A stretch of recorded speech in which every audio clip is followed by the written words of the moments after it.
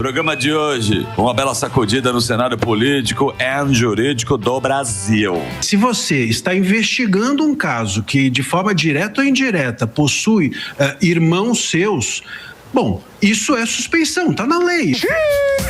O cara é um dos maiores advogados dessa nação, além de um sagaz comentarista político, praticamente uma enciclopédia penal. Então, se a medida cautelar, ela impede que as pessoas falem umas com as outras, bom, o problema aqui é das medidas cautelares. Faz alguma coisa!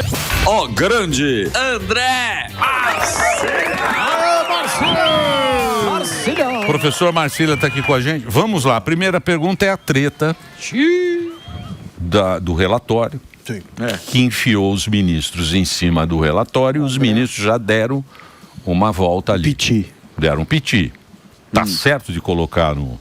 Mais ou menos, CPI do crime organizado. Olha, a CPI, né, Emílio, ela não chegou ao seu fim porque não deixaram. Sim. Então, a gente tem que entender que a gente está tratando aqui de uma CPI que foi amputada. Ela foi abortada no meio do caminho. Então, nem tudo o que estava sendo investigado, a caminho de ser investigado, pôde ser concluído. Então, eles lidaram ali com o material que eles tinham. Essa imputação de crime de responsabilidade, etc., ela é frágil, né? Eu acho que a única coisa ali mais robusta é a do Gonê, porque o Gonê realmente prevaricou. O Gonê. Prevaricar é você ter a função de agente público de fazer alguma coisa e não faz nada. Fingiu de morto. Aliás, ele faz isso muito bem, né? Tem feito isso muito bem. Não faz nada.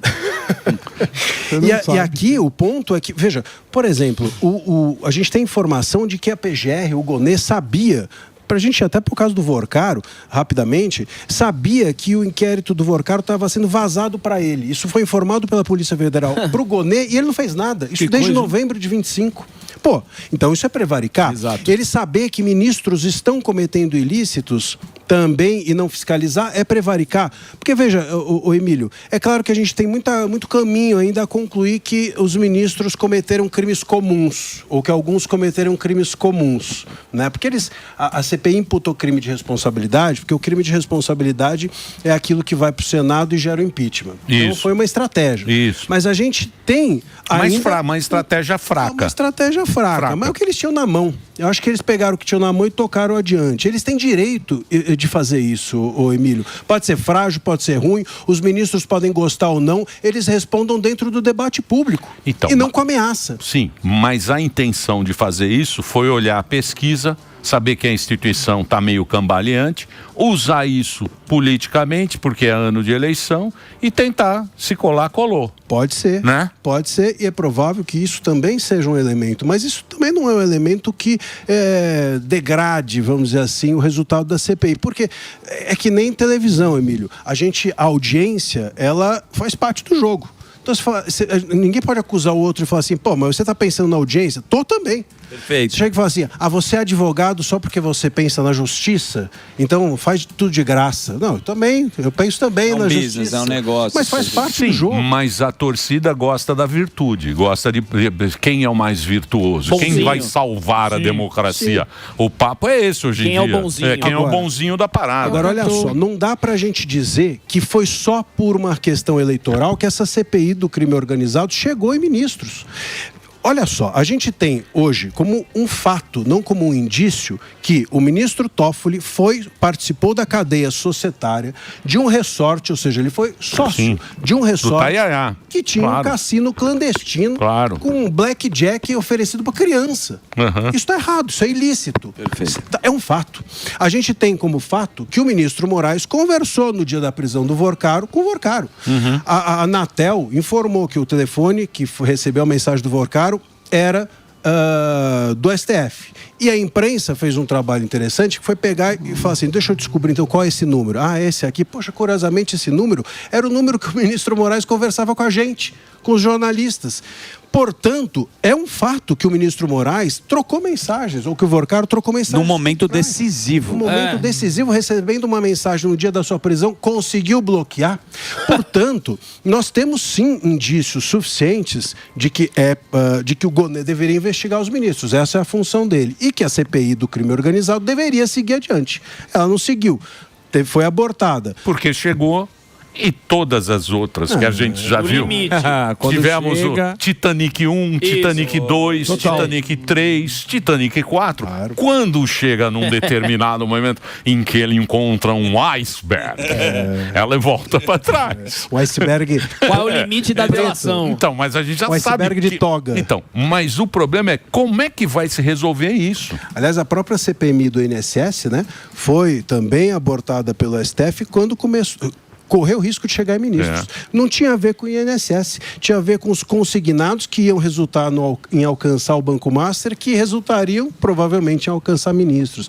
Então é sempre uma blindagem deles. Mas temos sim elementos concretos para que esses ministros sejam investigados, Emílio. E isso é que é muito ruim. A gente tem esses elementos, a imprensa está fazendo o seu trabalho, a imprensa está estimulando as pessoas a buscarem que isso siga adiante, seja investigado, mas nós não temos as autoridades. Você falou, o que fazer com isso?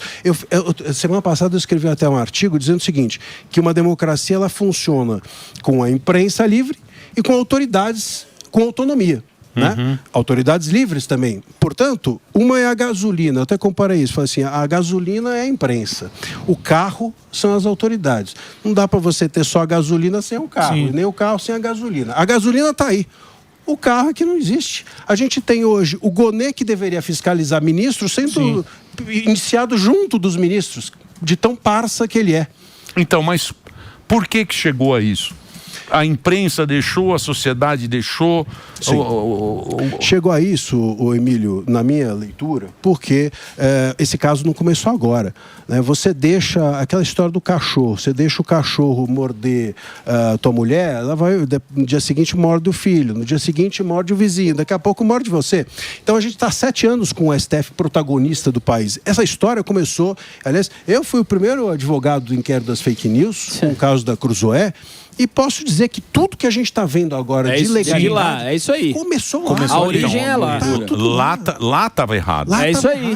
Mas todo mundo ficou quieto. Só que deixaram gostar do jogo. Exatamente. Aquilo então, não é comigo, né? É isso. A mesma não, e pior, a imprensa que lá atrás ficou quieta, ou a grande imprensa, vamos dizer assim, ela fez parte do jogo, porque enquanto o STF agiu politicamente, agora a gente está falando de corrupção, possivelmente corrupção. Aí eles estão preocupados. Mas quando era político, o STF estava agindo ilegalmente por questões políticas, para perseguir a direita, para perseguir o bolsonarismo. Vamos aqui falar a verdade, porque é essa. O bolsonarismo era um risco na visão do STF, porque o bolsonarismo era capaz, a direita bolsonarista era muito forte nas urnas e etc. Eles tinham receio de perder essa parceria com o governo. E então eles desidrataram o bolsonarismo, desidrataram essa direita, e a imprensa gostou disso. Até que percebeu que o monstro ficou maior que a própria imprensa. É isso aí. E agora está tentando fazer com que o STF volte para a casinha. Não vai voltar fácil assim. Até ontem estava aplaudindo. O gigante ficou muito grande, André, né? Muito grande. E por que você acha Qual que... você acha que foi... Já pergunta do Gordão. Qual você acha que foi... Não é só para não sair desse assunto. Eu também não sei, não. Qual você acha que foi o erro do bolsonarismo? Onde você acha que o bolsonarismo errou? Porque muita gente fala, o bolsonarismo também é Bolsonaro, também é Bolsonaro. Falava demais. Entendeu? Onde teve por que o bolsonarismo? Porque o bolsonarismo ele quebrou uma regra que foi 30 anos do PT, o caramba. E tem muito anti-PT também. Mesmo nessa eleição vai ter muito anti-PT. Mas não virou, né? Onde você acha que errou? Talvez o bolsonarismo tenha errado em não perceber que estava em curso um golpe contra ele, bolsonarismo. Por parte das instituições. Por parte, inclusive, do STF. Porque o STF acusou de golpe, mas o golpe foi dado pelo STF. Quando você não permite que uma certa corrente política siga adiante, eu possa dizer, eu possa falar, né? As pessoas foram presas. A gente tá... Veja, na semana passada, anterior, o Moraes deu uma decisão mandando prender um cara porque doou R$500. Sim. Pois é. Pix, É um absurdo, né? Um senhor de 71 anos, preso por 14 anos, porque doou um Pix de R$500. Se você fizer a conta dos R$500 por 14 anos, dá um ano para cada R$35. Imagina só. A gente fala de um ministro que está sendo questionado por um contrato de 129 milhões de reais. Então, esse tipo... Então, mas o povo vê essa injustiça, Exato. mas parece que nada acontece. Mas não dá pra fazer nada. E por isso, porque nós temos um STF com muito músculo. Ô Emílio, o STF passou na academia se marombando 7 anos. Criaram força, né? Criaram Estrutura. força. Mas não só o STF, o Senado também, né? Os acordos do Alcolumbre, né? Pra gaveta passar lá. É um rabo né? preso ali, Todo né? mundo tem um rabo preso. E outra coisa, só pra concluir em relação a isso: os indicados, quem indicou o Gonê pra PGR? Foi o próprio Lula. Não foi? Eu tô equivocado? E o Senado E o reconduziu o Gonê agora no passado. Então, meus amigos, como é que faz uma coisa que o governo... Então, mas aí Tá tudo em casa. é rabo preso ou é interesse? Do Senado? Eu acho que os dois. Os dois. Porque a gente também fala, então tem rabo preso, mas também tem interesse, né? Lógico, dinheiro. A gente tem uma parcela de senadores, hoje tem rabo preso. Tem outra parcela que está interessado. Tem senador que não sabe nem o que está acontecendo, Emílio. O cara fala assim, censura? Aí você conversa com o senador e fala, censura? Mas como assim, né? O cara tá só preocupado lá com a base dele, com o dinheiro. A verba, né? Grana, entendeu? Então, um problema sério. Tem uma ignorância também muito grande em alguns parlamentares. Um alinhamento completo em relação à realidade. E a gente tem uma esperança no próximo Senado. E a gente já começa a ver a movimentação. Hoje, essa reação, Emílio, do Gilmar, do Toffoli, dizendo que vão tornar inelegível o Alessandro Vieira, essa movimentação hoje do Gilmar de querer abrir uma ação contra o Alessandro Vieira, essa ação que está agora com o Moraes para limitar CPIs e CPMIs, isso daí não é um recado para esse Senado, porque esse Senado já está na mão do STF. É pro próximo. É pro próximo. É isso. Eles estão querendo, porque esse Senado de agora, o próximo, vai ser eleito com o STF como a pauta. Então, impeachment de ministro, combate ao STF. Esse Senado que virá no ano que vem será muito forte nisso, até porque o eleitorado vai cobrar. Pô, vocês não disseram lá que vocês iam fazer isso? Agora é que o STF começa a querer cercar o próximo Senado. Exatamente. É assim que eles vão agir. Eles antecipam. Eles antecipam. André, por que você acha que agora a imprensa... eu não sei se acordou ou percebeu, porque assim, a gente estava falando aqui outro dia a respeito disso, que é inimaginável o tanto de notícia que fala, o supostamente, Alexandre de Moraes e tudo mais. Se fosse um tempinho atrás, não sei, muito longe, 2 anos atrás, essas emissoras talvez estariam no inquérito de fake news. Por que isso não está acontecendo? Com tanta coisa que estão se falando dos ministros, por que você acha que alguém permitiu que fosse aberta essa caixa de Pandora sem nada acontecer com as empresas? Ou qual que é a sua análise sobre isso? Eu acho que a imprensa vamos separar aqui, né? As imprensas, a gente tem vários tipos de imprensa no país, mas tem uma imprensa que estava cega, né, até então, e essa imprensa foi conivente. A minha leitura é que para ela interessou. Exato. Veja, continua interessando. Esse assunto aí dos R$500 doados, vocês viram repercutido? Nada. Continua. Você vê a grande imprensa se preocupar se a moça do batom lá tá bem ou tá mal? Tá viva ou tá morta? Não estão nem aí. Então a questão continua sendo um interesse em determinado ponto. Se eles se interessam por um STF ser ou não corrupto, mas não se interessam por um STF ser ou não político, interferir na política nacional. Esse é o grande problema do Brasil. Se a gente permite que o STF seja ilegal às vezes, ele vai ser ilegal nas vezes que ele quiser também. Exatamente. E aí sai do nosso controle. E isso entra também, né, professor, aqui nesse inquérito que o Zuzu até trouxe a notícia do Alexandre de Moraes, o Flávio Bolsonaro. E ali ele não teria, hipoteticamente, a imunidade parlamentar? E aí, como é que faz? É outro arranjo mais... Outro. O artigo 53 é claro, né? Quaisquer palavras de parlamentares são invioláveis. Como é que você interpreta quaisquer e invioláveis de uma forma diversa do que está escrito? Não tem como. E tem um outro ponto. Abrir inquérito para apurar crime contra a honra, no caso uma calúnia, é já ilegal de cara, de saída. Emílio, para que serve o inquérito? Inquérito serve para você apurar a autoria do fato, de quem fez o fato, e a materialidade. Isso. Ou seja, quem fez e o que fez. Pô, se o cara escreve um post, alguém tem dúvida de que foi ele? E tá lá escrito. Então não tem o que apurar. O inquérito é só mais um instrumento, uma espada na cabeça do futuro candidato Flávio Bolsonaro. É isso aí. O STF continua Fique bonitinho no seu cantinho. não saia da linha. Fica na sua, que a qualquer momento... É chantagem. Mas a gente viveu aí, se você pegar bem, Marcília, um chantageando o outro o tempo inteiro. Se você pegar aí a história recente nossa aí, era um chantageando o outro, né? Sim, Parte do jogo. A gente, veja só, a gente nunca foi uma maravilha, né, Emílio? Não dá para dizer que o Brasil, nós tínhamos uma democracia incrível e agora ela se perdeu. Não, sempre foi uma porcaria. Ela é relativamente uma porcaria. Só que agora ela ficou indecente. Agora ficou imoral e ficou escancarada a imoralidade. Nem se esconde mais.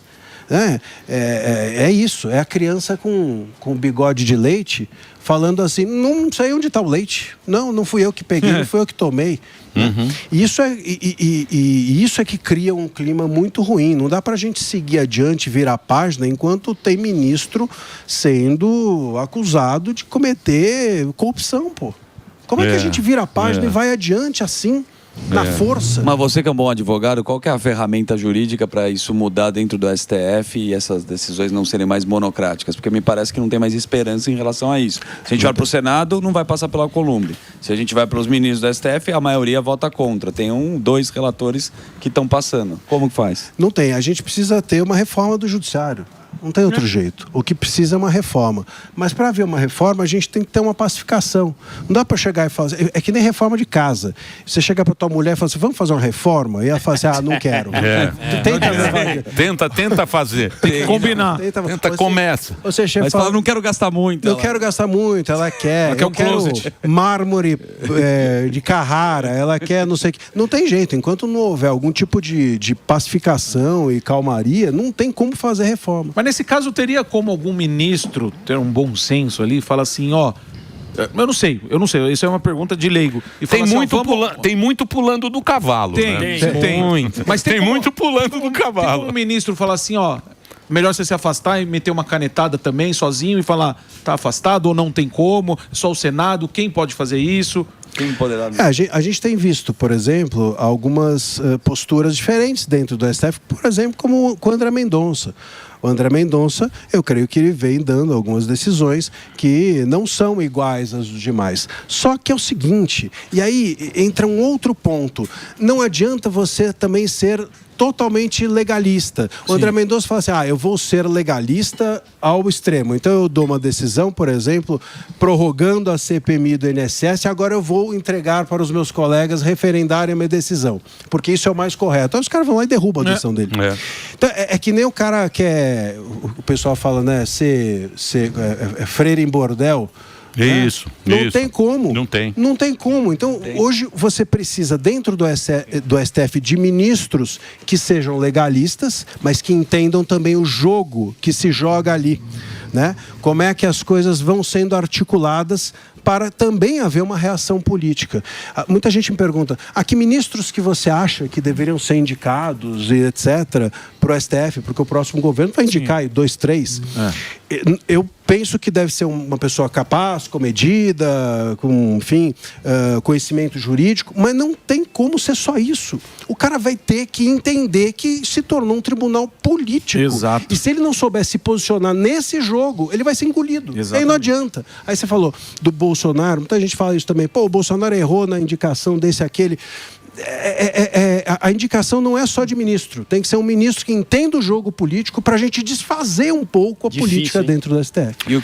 Então, mas até então, os velhinhos, quando ele entrava na Suprema Corte, ele já não tinha mais esse que tal indicou ou outro indicou. Eles iam ali em cima da Constituição. Não sei se agora tem televisão, se virou meio uma coisa de a pompa do sucesso, né? Porque os caras são superstar hoje, pô, né? Você não viu lá o Alexandre, aquela capa dele? BTS. Tem um comercial. Nem o Batman tem uma. Não, tem uma capa do Times, eu não sei. É um ensaio fotográfico. Ele sentou em pé assim, eu falei, nossa, imagina, porque ele tem muito poder. Ele assina, cumpra-se e sai de circulação. Marcília, saia de circulação. Olha lá. Tchau, pessoal. Cumpra-se e assina. Eu acho que essa que muito você tá falando poder. é uma que ele tá com fundo vermelho. Bonito. Em cima ele subiu num banquinho assim. É um booking, não é? Então, mas é ensaio. Mas é o momento que a gente tá vivendo, né, Marcília? É o momento. É o momento que a gente tá vivendo. Xandão daqui, Xandão de lá, o cara cresce, pô. Acho que aí tem dois elementos que são importantes. O primeiro é que o STF se tornou protagonista da vida pública e política do país em 2019, porque ele deixou de ser a última palavra. Era sempre assim, o STF tinha muito poder, mas era a última palavra. A gente tinha outras pessoas falando. Hoje o STF é a única palavra. É a única palavra. As coisas começam e terminam nos ministros, e muitas vezes de forma monocrática. Então imagina o poder, é um poder grande você dar a última palavra, mas imagina o poder de você dar só a sua palavra, só a sua palavra vale. Ninguém mais fala sobre isso, eu decidi, acabou. E sozinho, sem os seus colegas. Esse é um ponto que isso não existia. Isso começa em 2019 com o inquérito das fake news. Então tem esse ponto. E o segundo ponto é que a gente começou a colocar ministro muito novo e ministro explicitamente ligado à política. Explicitamente. Os governos anteriores tinham um pouco de pudor. Pô, vou colocar um cara que eu conheço, claro, não vou colocar um desconhecido, mas não vou colocar o meu advogado, pô. Sim. Não é? Pô, advogado. É muito na cara. Não, é tão na cara que agora vai ter mais uma. Gostaria de saber da sua opinião sobre o Bessias, que, aliás, o Partido Novo e o PL. Foi adiantada adiantaram a Sabatina. E o Partido Novo, junto com o PL, disseram que não passarão. Duvido também. Foi para dia 29, não é isso? Vai ser 29 e dia 30 será a sessão... O Bessias, como se avalia ele na parte jurídica? Então, salvo engano, vai ser dia 29 a do Bessias, a Sabatina, e depois no dia 30 eles vão votar o PL da dosimetria. Ou seja... Parece claro que é uma jogadinha, né? Uma coincidência. Eu aprovo o Bessias num dia e toda a direita fica feliz. Toda a esquerda fica feliz. Depois eu aprovo, eu tiro o veto do Lula sobre a dosimetria no dia seguinte, toda a direita esquece a do Bessias do dia anterior e segue o jogo. Parece que ele está aprovado. O que se diz é isso, que o Lula já tem os votos. Acho muito difícil, inclusive, que o Lula tivesse voltado com essa indicação. Ele demorou... Ele tem cara de sofrido, né, o Bessias? Tem. Ele tem cara de quem tem cara de sofrido. Sofria bullying na escola. Né? Olha lá o Bessias. Mas também, sobrancelhinha de Murilo Couto. Mas ele é rápido, ele é rápido. Parece mas se o cara é indicado por quem seja, chega lá e faz o papel, beleza. Isso. Não é? Sim. Claro, beleza. Claro. Porque como a regra... vai fazer o papel? Não, eu sei, a regra é essa. É copiado do americano. Eu tô ligado. O americano que tem esse negócio aí do presidente indica, tal. Tem essa mania.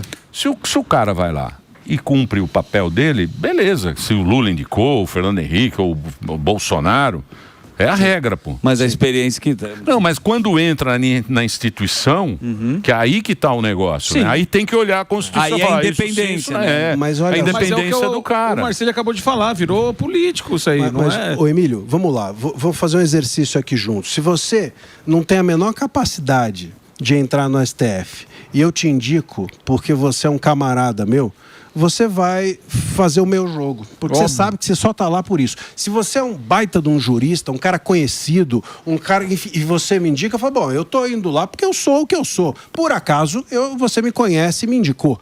Então, aí... Isso é dever favor. Não é? Então, pois é, se eu sei que eu só estou lá, eu não sou um cara completamente incapaz, eu não tenho nenhum saber jurídico, a minha reputação eu nem tenho, imagina se ela é ilibada. Mas aí... É a gratidão. Eu sei, mas ninguém tira. Porque esses caras ninguém tira. Não tira. Então, é a mesma coisa. Você foi indicado, bem, agora você me indicou. Problema seu. Tchau, pessoal. Marcília. Tchau, pessoal. Agora eu vou fazer meu trabalho bonito aqui. Não vem com essa conversa. Não é assim. Vem com gratidão, não. Não que aqui tem, mas tem gratidão. Aqui é Gratiluz. nós. Professor, mas levando em consideração essa questão que você acabou de levantar, essa última fala da Carmen Lúcia, quando ela pega e fala assim, eu sei que eu não tenho nenhum problema mas tá em fazer entregando. as coisas dentro da lei. Isso será que foi só uma fala para soltar ali na hora ou realmente já quis dar uma indireta para uma galera que ela já fez isso outras vezes também? Eu acho que a Carmen Lúcia, alguns deles querem criar algum tipo de descolamento dos ministros que estão mais sujos. E disse que foi uma puta professora, hein? Então. Diz que foi uma professora de grande categoria, Carmen Lúcia. Mas agora ficou nessa história woke, ela entrou num wokeismo aí meio maluco, né? Ela chegou a dizer que as mulheres sofrem discurso de ódio. Mentira, Ela parou. falou. Ela tá falando igual o Tiririca agora. É a mulher diz coisa de ódio. Tá na hora de parar, então. Não é? Tá na hora de parar. Não tá? Discurso de Ô, ódio. menina linda! Pô, discurso de ódio não dá lá. Então, mas ela disse que vai se E aposentar. ela não né? consegue construir uma frase sem dizer que ela é vítima do sexismo e do machismo e do não sei o quê. Mas ela chegou lá como ela é vítima. Pô, você tá no Vítima cargo é quem não mais chegou. poderoso do país e você quer se colocar como vítima? Vítima é quem não É chegou. demais. Eu fico pensando aqui, ô Emílio, o seguinte: a Carmen Lúcia falou que vai parar e não sei o quê, a gente já teve o Barroso parando. Essa história do próximo governo, Barroso saiu provavelmente. rápido, né? Saiu rápido. Essa história do próximo governo ser provavelmente de direita e poder nomear até 3 ministros está levando muita gente a querer sair antes de virar o governo. E veja que até o próprio Lula quis rifar o Toffoli. Né? Quis rifar o Toffoli. Eles falaram, não, o Toffoli talvez tenha que renunciar e tal. Por quê? Porque ele queria colocar o Pacheco. Ele queria colocar o Messias e o Pacheco. Pacheco vai por Minas, né? Vai Mas então, vai por Minas. Mas se sair a Carmen Lúcia, aí vai o Pacheco. Então, mas tem uma coisa também, Marcília. Porque você tem que pensar que o cara quer sair na rua. A pior coisa que existe, você não vê lá o William Bonner? O William Bonner saiu do Jornal Nacional porque ele não aguentava mais. Ele não aguentava mais podia sair comprar na pão. rua. Você não pode sair na rua que os caras vêm. Por quê? Os caras cobram. Porque se você olhar a pesquisa que saiu agora, né? Os caras não acreditam mais 75%. na Suprema Corte. Imagina se você é um ministro da Suprema Corte, você, querendo ou não, você está no cargo mais importante, não é? Sim. E aí você não pode sair na rua. Você não pode sair na rua que vão ficar te xingando, vão ficar... Sim. Porra, é ruim, né? Sim. Lógico. Não é? Sim. Você é um ruim, cara pô. querido. Você é um queridão, de repente Tem isso turma- também. Tem prestígio. Tem Quem isso. não quer prestígio? É claro. Tem isso. Quando você pega deve encher o saco, né? Deve chegar no momento, esses ministros, falar assim, pô, não aguento mais, isso aqui, cansei. Isso tem, acho que tem. O Barroso é um desses. Eu acho que ele fala assim, eu quero aqui, eu gosto de ficar dando palestra. Aliás, ele fazia isso já no próprio Supremo. Só dava palestra. O Zé Palestrinha, né? Isso. O Barroso. Palestra boa. Paulinho Palestra. Derrotamos.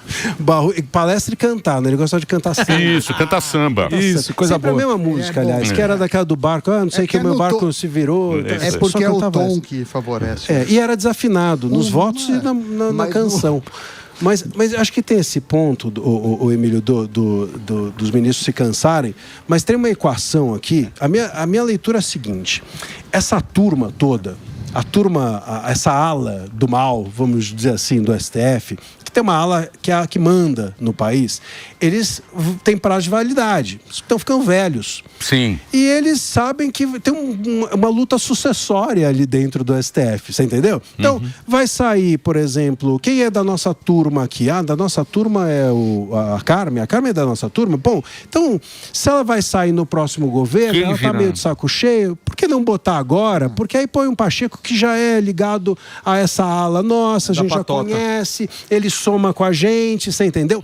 Então, tem uma briga que é essa, não é só cansei, é o seguinte, se o próximo governo puder nomear 3 e os 3 que saírem forem da ala podre Perfeito. do STF. E os 3 que entrarem e não se juntarem a eles ficam em minoria. Excelente leitura. Inclusive o Gilmar Mendes é um dos que sai. E eles têm medo até do que pode ser revelado depois que sai. Mas então vamos lá, você que é um cara que manja muito. Porque os caras mexeram até no orçamento, que não faz parte do Supremo na época. Exato. IOF. O IOF, orçamento. Como é que faz pro cara não ter esse poder de querer mexer nessas coisas? Porque aí tira o poder do presidente, tira o poder do legislativo, tira o poder do deputado, senador e tal, porque aí fica ele mandando na parada. Sim. Como é que faz para mexer nisso aí? Reforma do judiciário. O Congresso tem que limitar os poderes do STF. Não dá pra gente... Senão a gente tem que contar com o bom senso dos ministros.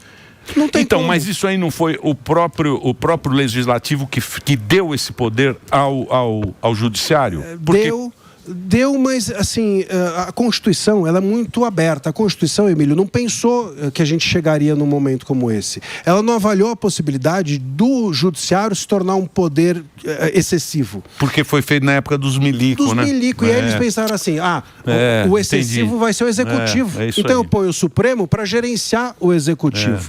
E esse é o problema. A gente precisa hoje criar uma reforma que passe a pensar no judiciário como um poder que extrapole as suas funções. Entendi. Esse é o grande ponto. E dá para fazer isso. O STF como uma corte constitucional. Aliás, eu sou a favor até de mudar o nome. Supremo, para mim, é comida de frango. Gostoso, Supremo, bom, né? Supremo com batata. Supreme. E ministro também. Não é ministro, é juiz constitucional.